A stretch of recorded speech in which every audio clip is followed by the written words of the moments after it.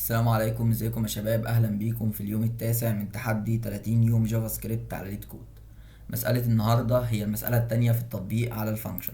المسألة بسيطة، محتاجة بس تكون فاهم حاجة عندنا في الجافا سكريبت هي اسمها الريست بارامتر. ريست بارامترز. تمام. واحنا بنفهم الريست بارامتر هنفهم معاها حاجة اسمها السبريد اوبريتور. الفرق بين الريست بارامتر والسبريد اوبريتور: الريست بارامتر بتجمع، السبريد اوبريتور بتفرش بتنشر تاني. طيب يعني ايه يا بلال الفرق بينهم؟ هقول لك. يعني مثلا انا وليكن عندي فانكشن، تمام، بالشكل ده. الفانكشن دي وليكن اسمها sum. الفانكشن دي هتاخد عدد من العناصر هنا، انا معرفش هما كام بصراحة، ماشي، وهتمسك العناصر دي كلها وتجمعهم كده. تمام، تمسك العناصر وتقعد تجمع كده في العناصر. طب انا دلوقتي مش عارف عدد العناصر كام، ممكن يدخل لي اكس وواي، ممكن يدخل لي زد كمان، ممكن يدخل لي ار، ممكن يدخل لي تي، ممكن يكون عايز يجمع دول كلهم.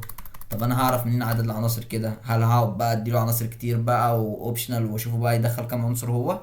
لا.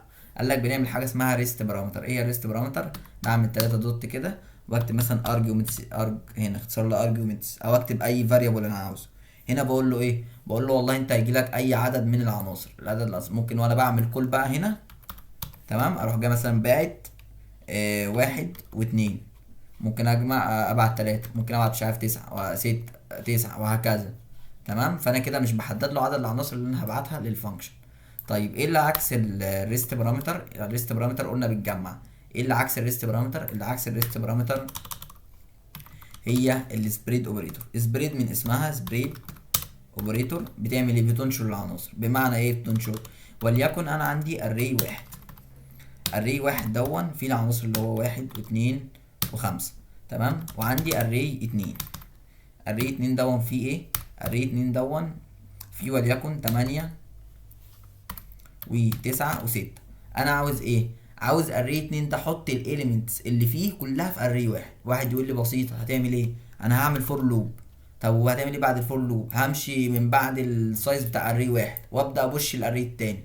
قال لك طب ما عندنا طريقة اسهل. قال لك ايه؟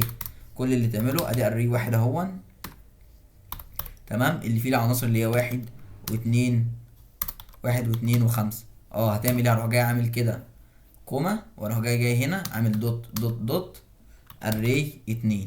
يبقى انا كده ايه اللي هيطلع لي في الاخر؟ هلاقي الناتج طالع لي بالشكل ده: واحد، اتنين، خمسة، تمانية، تسعة، ستة. ادي التلات عناصر اللي هم بتوع الاري التاني. تمام. طب حاجة كمان، والله عندي سترينج بالشكل ده وليكن بلال. عاوز تعمل ايه؟ انا عاوز السترنج ده خليه في صورة اري كده، اعمل له سبريت. قال لك سهل. تعمل ايه؟ تمسك السترنج، بدل مثلا ما اروح اعمل دوت جوين، مثلا ممكن بدل ما اروح اعمل دوت سبليت، فاهم؟ فممكن نعمل ايه؟ وليكن السترنج دون انا ماسكه في فاريبل ايه. كل اللي هعمله هروح جاي مثلا وليكن كونسول دوت لوج ليه دوت دوت دوت الايه. هيطلع لي ازاي؟ هيطلع لي صورة اري كل اليمنت لوحده، تمام، وهكذا بقى. فكده عرفنا الفرق بين السبريد اوبريتور بين السبريد اوبريتور والريست بارامتر. الريست بارامتر بتجمع هنا كده، السبريد اوبريتور بستخدمها في التطبيق عشان افرش تاني. بدل ما اروح اعمل فور لوب واعمل اتريت، لا، نستخدمها على طول. فنيجي للسؤال بتاعنا بسيط جدا. كل اللي بيعمله ايه؟ بيقول لك اللي عندك فانكشن هيجي لها عدد معين من الارجيومنتس، هو عايز يعرف عدد الارجيومنتس دي كام. هو مش، لا، الارجيومنتس دي بتيجي في صورة ايه؟ بص، نسيت اقول حاجه تانية. وليكن احنا مثلا بننده على الفانكشن دي دلوقتي اللي هي ارجيومنت دي، اللي هي بتاخد ايه؟ هنا ريست بارامتر اهو. فانا بنده مثلا كده، لو جيت وانا بنده اديتها واحد واتنين وتلاته، دول بيروحوا فوق ازاي؟ بيروحوا فوق بالشكل ده. الري عباره عن واحد واتنين وتلاته. فهو دلوقتي يعتبر اللي بيجي لك فوق هنا عباره عن الري. هو عايز يعرف لينس عدد الارجيومنتس ده. كل اللي اعمله ريتيرن ارجيومنت، ارجس كده دوت اللينس بالشكل ده. بس كده. بسم الله الرحمن الرحيم ونرن. تمام، سبميت. تمام، اكسبتد. احنا بكده نكون حلينا مسألة النهاردة في اليوم التاسع. عرفنا اتنين مفهوم مهمين في الجافا سكريبت، السبريد اوبريتور والليست بارامتر. ممكن تبحث عنهم لو عايز تعرف معلومات عنهم، في حاجات كتير كذا تريكايه كده مهمين ممكن تبحث عنهم. اتمنى اكون فدتكم، اشوفكم ان شاء الله في فيديو جديد.